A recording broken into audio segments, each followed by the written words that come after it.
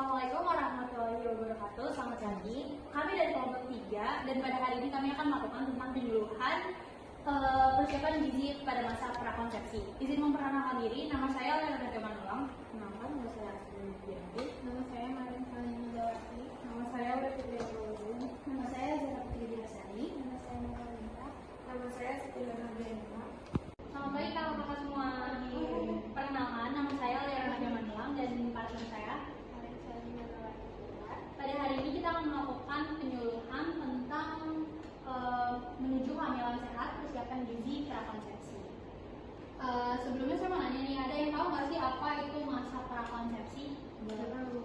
Masa prakonsepsi ini merupakan rentang waktu dari 3 bulan hingga 1 tahun sebelum konsepsi, yaitu bertemunya sel telur dan sel sperma yang melakukan perawatan kesehatan prakonsepsi yang berguna sebagai upaya menjaga kondisi bayi yang dilahirkan.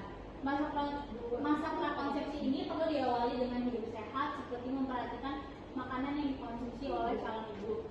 Nah, di sini kita juga bakal membahas tentang kenapa penting banget sih gizi pada masa sebelum kehamilan ini. Yang pertama itu untuk kesuburan. Tentunya ada yang tahu nggak sih masa prakonsepsi itu apa? Masa prakonsepsi itu merupakan rentang waktu dari 3 bulan hingga 1 tahun sebelum konsepsi, yaitu bertemunya sel telur dan sel sperma yang melakukan perawatan kesehatan prakonsepsi yang berguna sebagai upaya menjaga kondisi bayi yang dilahirkan. Masa prakonsepsi ini perlu diawali dengan hidup sehat, seperti memperhatikan makanan yang dikonsumsi oleh calon ibu. Boleh di next. Nah, selanjutnya kita akan membahas tentang kenapa sih gizi prakonsepsi itu sangat penting. Yang pertama itu untuk meningkatkan kesuburan dan peluang hamil yang lebih cepat. Lalu yang kedua, mencegah cacat lahir, terutama cacat tabung saraf pada bayi. Karena cacat tabung saraf pada bayi ini itu sangat rentan, jadi untuk mencegah. Yang selanjutnya ada mendukung kesehatan ibu dan mengurangi resiko komplikasi kehamilan. Lalu ada menyiapkan tubuh untuk perubahan hormonal yang terjadi selama kehamilan. Karena selama nanti kita hamil, hormon kita itu bakal beda dari yang sebelumnya. Kan kita belum hamil nih, hormon kita bakal beda sama kalau kita udah hamil. Jadi untuk menyiapkan tubuh kita biar lebih siap. Lalu selanjutnya ada meningkatkan kualitas sperma pada calon ayah, sehingga meningkatkan peluang pembuahan yang sehat. Boleh di next. Nah, selanjutnya kita bakal membahas tentang kebutuhan gizi yang diperlukan apa aja. Kebutuhan gizi yang diperlukan ini dibagi menjadi 2. Yang pertama ada zat gizi makro dan ada zat gizi mikro. Yang pertama zat gizi makro. Zat gizi makro ini adalah zat gizi yang dibutuhkan oleh tubuh kita yang dimana jumlahnya itu lebih besar. Zat gizi mikro ini terdiri dari karbohidrat. Nah, contohnya itu asupan yang disarankan setiap hari ada 1 gram karbohidrat yang dikonsumsi menghasilkan 4 kalori. Lalu sumber karbohidrat ini contohnya ada nasi, kentang, jagung, ubi, roti, ubi, sereal, pisang, dan kacang-kacangan. Lalu ada protein. Protein ini contohnya bisa diambil dari daging, ikan, telur, susu, serta sumber bahan makanan protein nabati meliputi tempe, tahu, dan kacang-kacangan juga. Lalu yang kedua ada zat gizi mikro. Zat gizi mikro ini merupakan zat gizi yang diperlukan oleh tubuh dalam jumlah yang lebih kecil. Dalam jumlah yang lebih kecil, namun dia tetap penting. Contoh dari zat gizi mikro ini ada lemak. Lemak itu kita bisa dapat dari daging merah, ikan, ayam, susu, keju, dan minyak nabati.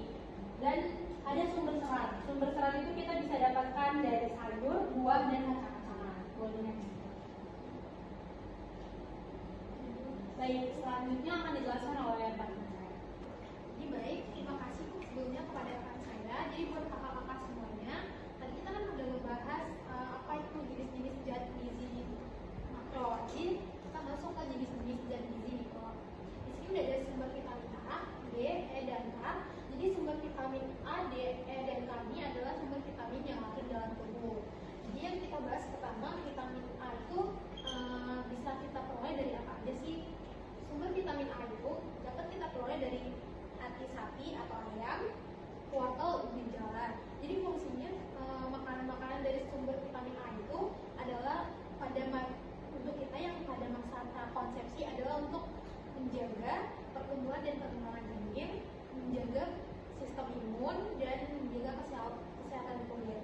Yang selanjutnya ada vitamin D, kita peroleh dari sinar matahari, dari ikan yang berlemak, contohnya ikan sarden, ikan tuna, dan ikan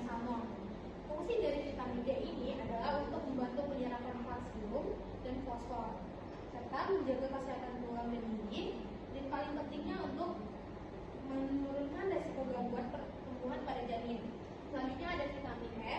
Vitamin ini dapat kita peroleh dari minyak nabati, kacang-kacangan, biji-bijian, dan sayuran berdaun hijau. Fungsinya vitamin E ini adalah untuk antioksidan yang melindungi sel dari kerusakan, menjaga kesehatan kulit dan mata, serta mendukung kesuburan dan sistem reproduksi. Selanjutnya ada vitamin K. Vitamin K ini dapat kita peroleh dari sayuran hijau, contohnya bayam, brokoli, atau kale. Fungsi dari vitamin K ini adalah untuk membantu proses pembekuan darah, menjaga kesehatan tulang, serta vitamin dan mineral laut air dan mikronutrien lainnya. Selanjutnya di situ ada vitamin C.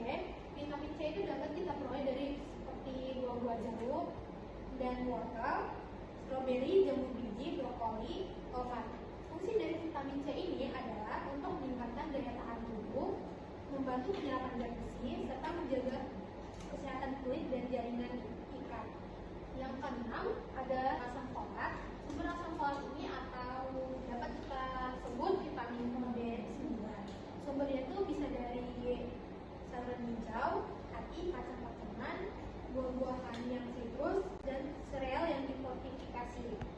Fungsi asam folat ini pada masa prakonfolat, sumber asam folat ini atau dapat kita sebut vitamin B9. Sumbernya itu bisa dari sayuran hijau, hati, kacang-kacangan, buah-buahan yang sitrus, dan sereal yang difortifikasi. Fungsi asam folat ini pada masa prakonsepsi adalah mencegah cacat tabung, saraf pada janin, membantu pembentukan DNA dan sel darah merah. Selanjutnya ada sumber zat besi. Sumber zat besi ini dapat kita peroleh dari daging merah, hati, sayuran hijau. Gunanya untuk membantu pembentukan hemoglobin, mencegah anemia, dan mendukung pertumbuhan janin dan pasokan oksigen ke seluruh tubuh. Dan terakhir ada sumber selenium. Sumber selenium ini dapat kita peroleh dari daging ayam dan sapi, biji-bijian dan bawang putih, dan yang lainnya. Fungsinya adalah untuk antioksidan alami dan melindungi sel dari kerusakan, mendukung fungsi tiroid, serta meningkatkan kesuburan pada wanita. Next. Selanjutnya kita masuk ke pola makanan yang sehat pada masa prakonsepsi. Tujuan pola makanan yang sehat ini adalah untuk mempersiapkan tubuh agar siap untuk hamil dan menghadapi masa kehamilan yang sehat. Pola makanan yang sehat ini juga bertujuan untuk mengurangi resiko komplikasi kehamilan dan melahirkan. Jadi buat kakak-kakak semuanya, pada masa prakonsepsi ada makanan yang dianjurkan dan tidak dianjurkan. Makanan yang dianjurkan itu ada karbohidrat, protein, lemak, minyak nabati, seperti yang sudah dijelaskan rekan saya. Nah, di sini ada makanan yang tidak dianjurkan, ada alkohol, kafein, dan junk food. Kenapa sih kita nggak boleh konsumsi alkohol, kafein, junk food, dan jenis-jenis makanan instan lainnya pada masa prakonsepsi? Karena yang pertama bisa mengganggu kesuburan. Contohnya alkohol, kafein, dan junk food, dan makanan yang instan lainnya. Alkohol dapat mengganggu kesuburan kita, dan junk food juga dapat mengurangi gizi seimbang. Contohnya yang tinggi lemak, gula, garam, tapi rendah nutrisi, penting seperti asam folat, zat besi, dan kalsium dibutuhkan untuk persiapan kehamilan. Karena berisiko menyebabkan berat badan yang tidak ideal, terutama kelebihan berat badan yang bisa menurunkan peluang kehamilan dan meningkatkan risiko komplikasi kehamilan, diabetes, dan preeklamsia. Dan juga dapat mengganggu hormon. Pola makanan yang buruk bisa mengaruhi keseimbangan hormon yang penting untuk ovulasi dan menstruasi yang teratur.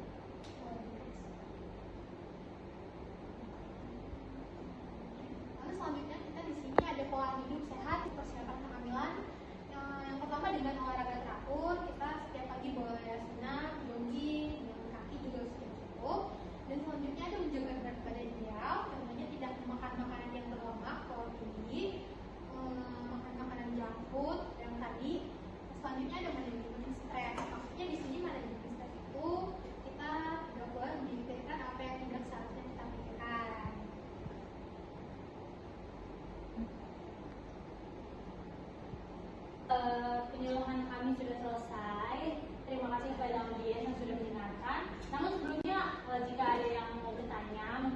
penjelasan kami tadi kurang jelas, boleh ditanya. Ada yang ingin mau bertanya?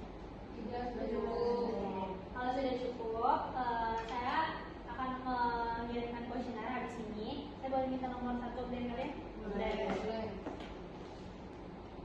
Baik, untuk kuesioner sudah saya kirimkan. Nanti kalian bisa diisi ya. Terima kasih. Itu dulu dari kami. Saya